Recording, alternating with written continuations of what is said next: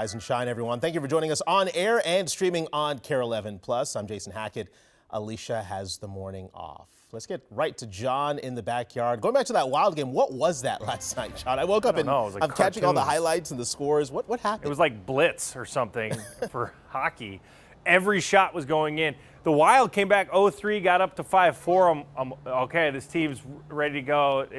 I don't know. Everything was going in. It's a weird game. Fluke game. Hopefully we get back to it next game. All right, backyard. It is warm. 59 degrees. I was going to say 40. Tomorrow's going to be 20 degrees colder, so prepare for it. Again, you're going to see the actual cold front is off to the north. It just hit Brainerd. In fact, when I got in here, Brainerd was at 62 degrees an hour and a half ago. You've dropped 10 degrees in an hour and a half. So it's a pretty strong front, not really producing a whole lot of rain or anything like that. I can't rule out a passing sprinkle with the clouds later today, but I think you can clearly see it. There comes the northwest winds. We still have a southwest wind. That's why it's so warm this morning. And temperatures, they'll still make it into the low 60s, but the story today, strong winds throughout the entire day. Cece, how's the look out there?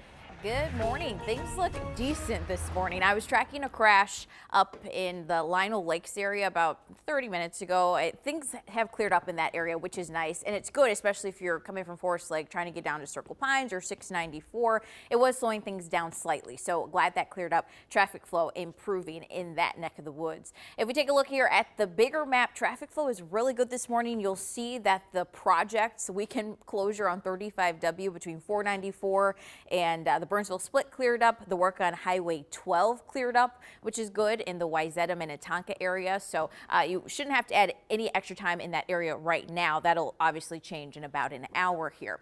And taking a look here, I want to zoom over to Norwood Young America. There's a huge project starting this morning in about an hour in that area. So if you live down there and take that route, you want to listen up because I'll tell you about the project as a whole, what they're doing, and where you should add some extra time. Cece, thank you very much. We'll check in with you soon. Any moment now, union workers in Chisago County will be back on the picket line for their first full week on strike. Workers say they're pushing back against the county's plans to close their Health and Human Services building. Megan McPherson is live at Chisago County Government Center, about an hour north of the cities. Megan.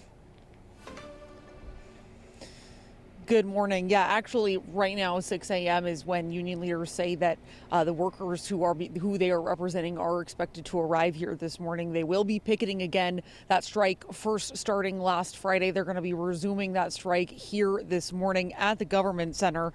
Again, dozens of county workers are expected to be back here as the strike continues into a new week.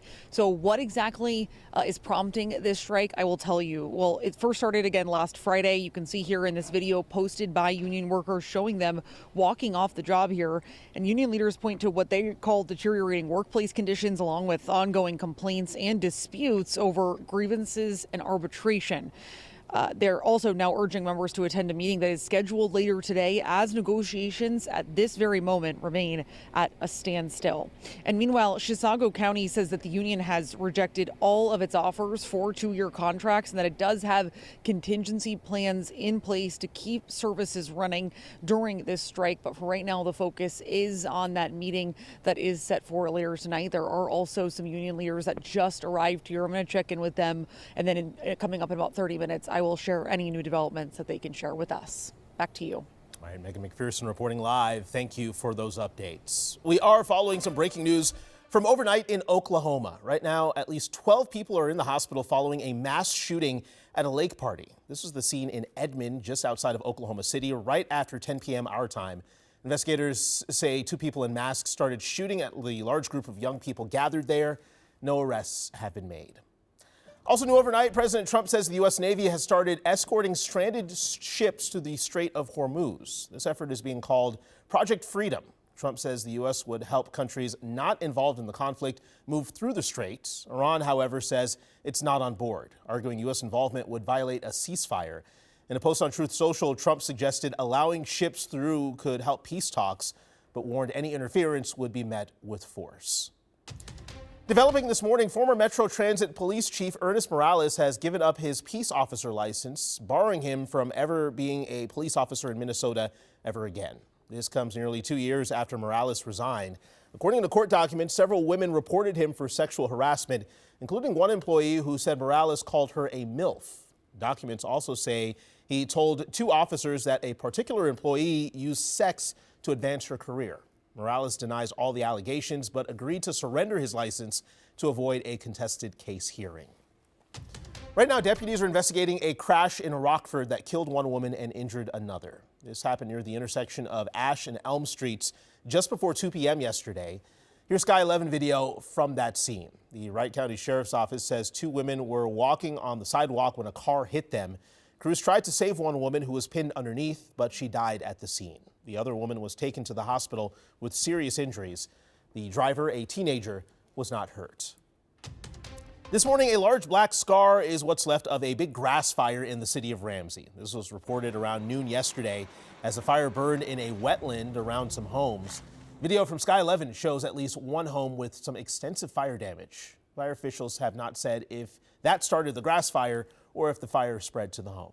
I was at the gym north of here and started heading south, and I thought my house was on fire. I heard it was a house fire, and I got here and it was to the west over there, but wind took off and started this whole swamp on fire. Yeah, oh, in my backyard I did, yeah. Turned on the sprinklers in the back just in case. The crews used a helicopter to dump water on the fire. Neighbors also grabbed hoses to protect their own homes. Right now, the cause of the fire is under investigation.